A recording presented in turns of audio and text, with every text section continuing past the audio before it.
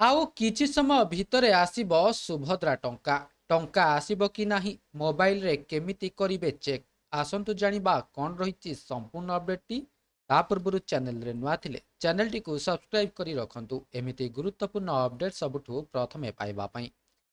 ସୁଭଦ୍ରା ହିତାଧିକାରୀଙ୍କ ପାଇଁ ଖୁସି ଖବର। ଯଦି ଆପଣଙ୍କୁ ପୂର୍ବରୁ 3ଟି କିସ୍ତି ଟଙ୍କା ମିଳିଛି ଓ ସମସ୍ତ ଡକୁମେଣ୍ଟ ଠିକ୍ ଅଛି, ତେବେ ଆଜି ଚତୁର୍ଥ କିସ୍ତିର ଆକାଉଣ୍ଟକୁ 5,000 ଆସିବ। ଏନେଇ ପୂର୍ବରୁ ବଡ଼ ଘୋଷଣା କରିସାରିଛନ୍ତି ଉପମୁଖ୍ୟମନ୍ତ୍ରୀ ପ୍ରଭାତୀ ପରିଡ଼ା। ସୁଭଦ୍ରା ଯୋଜନାରେ ଆବେଦନ କରିଛନ୍ତି କିନ୍ତୁ ଟଙ୍କା ଆସିନି କିମ୍ବା ପରବର୍ତ୍ତୀ କିସ୍ତିରେ ଟଙ୍କା ଆସିବ କି ନାହିଁ, ଏହି ପ୍ରଶ୍ନ ଅନେକ ହିତାଧିକାରୀଙ୍କ ମନରେ ଏବେ ବି ଦ୍ୱନ୍ଦ୍ୱ ସୃଷ୍ଟି କରୁଛି। ଯଦି ଆପଣ ବି ଜାଣିବାକୁ ଚାହୁଁଛନ୍ତି ତେବେ ଏହି ଭିଡିଓଟିକୁ ଶେଷ ପର୍ଯ୍ୟନ୍ତ ଦେଖନ୍ତୁ। ବିଜେପି ସରକାର ଶାସନକୁ ଆସିବା ପରଠୁ ସମସ୍ତ ବର୍ଗର ବିକାଶ ନିମନ୍ତେ ନିରନ୍ତର ପ୍ରୟାସ କରୁଛନ୍ତି। ଏହି କ୍ରମରେ ରାଜ୍ୟରେ ବିଭିନ୍ନ ଯୋଜନା ଲାଗୁ କରିଛନ୍ତି। ସରକାରଙ୍କ ଦ୍ୱାରା ଲାଗୁ ହୋଇଥିବା ବିକାଶମୁଖୀ ଯୋଜନା ମଧ୍ୟରୁ ସୁଭଦ୍ରା ଯୋଜନା ହେଉଛି ଗୋଟିଏ। ଏହି ସ୍କିମ୍ରେ ମହିଳାମାନଙ୍କୁ 5 ବର୍ଷରେ 50,000 ଟଙ୍କା ଦେବାକୁ ପ୍ରତିଶ୍ରୁତି ଦେଇଛନ୍ତି ମୋହନ ସରକାର। ସୁଭଦ୍ରା ଯୋଜନାରେ ବର୍ତ୍ତମାନ ସୁଦ୍ଧା ତୃତୀୟ କିସ୍ତିର ଟଙ୍କା ପ୍ରଦାନ କରିଛନ୍ତି ସରକାର। ମହିଳାମାନଙ୍କୁ 15,000 ଟଙ୍କା ହାତ ଖର୍ଚ୍ଚ ମିଳିଛି। ବାକି ଟଙ୍କା କିସ୍ତି ଅନୁସାରେ ପ୍ରଦାନ କରାଯିବ। କିନ୍ତୁ ସବୁଠୁ ବଡ଼ କଥା ହେଉଛି ସବୁ ମହିଳାଙ୍କୁ ଏହି ଟଙ୍କା ମିଳିନାହିଁ। ତେଣୁ ଆବେଦନର ଷ୍ଟାଟସ୍ ବାବଦରେ ଜାଣିବା ପାଇଁ ହେଲେ ସରକାରୀ ୱେବସାଇଟ୍ ସୁଭଦ୍ରା ପୋର୍ଟାଲକୁ ପରିଦର୍ଶନ କରିବାକୁ ପଡ଼ିବ।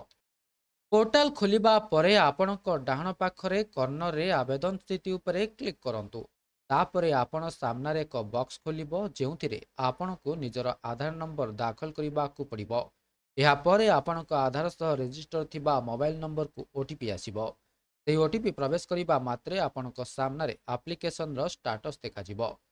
ଏକ ପୃଷ୍ଠା ଖୋଲିବ ଯେଉଁଥିରେ ହିତାଧିକାରୀଙ୍କ ବିବରଣୀ ଦେଖାଯିବ।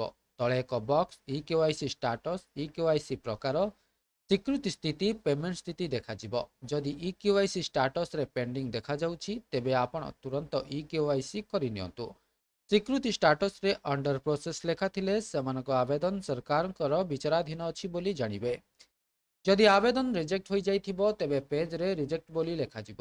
ଏହି ଷ୍ଟେପ୍ ଲାପଟପ୍ ଓ ଡେସ୍କଟପ୍ ପାଇଁ ପ୍ରଯୁଜ୍ୟ ଅଟେ। ଜଣେ ମୋବାଇଲରେ ଚାହିଁଲେ ମଧ୍ୟ ଷ୍ଟାଟସ୍ ଚେକ୍ କରିପାରିବେ। ମୋବାଇଲରେ ସୁଭଦ୍ରା ପୋର୍ଟାଲ ଖୋଲି ହିତାଧିକାରୀ ନିଜର ଆବେଦନର ଷ୍ଟାଟସ୍ ଚେକ୍ କରିପାରିବେ। ପେଜ୍ ଖୋଲିଲେ ଡାହାଣ ପାଖରେ 3ଟି ଗାର ଦେଖାଯିବ ଯେଉଁଥିରେ କ୍ଲିକ୍ କଲେ ହିତାଧିକାରୀ ନିଜର ଷ୍ଟାଟସ୍ ଚେକ୍ କରିପାରିବେ। ତେବେ ଏହା ଥିଲା ସମ୍ପୂର୍ଣ୍ଣ ଅପଡେଟଟି। ଭିଡ଼ିଓଟି ଭଲ ଲାଗିଥିଲେ ଭିଡ଼ିଓଟିକୁ ଲାଇକ୍ କରନ୍ତୁ, ସେୟାର କରନ୍ତୁ ଏବଂ ଚ୍ୟାନେଲଟିକୁ ସବସ୍କ୍ରାଇବ୍ କରିବା ପାଇଁ ଭୁଲନ୍ତୁ ନାହିଁ।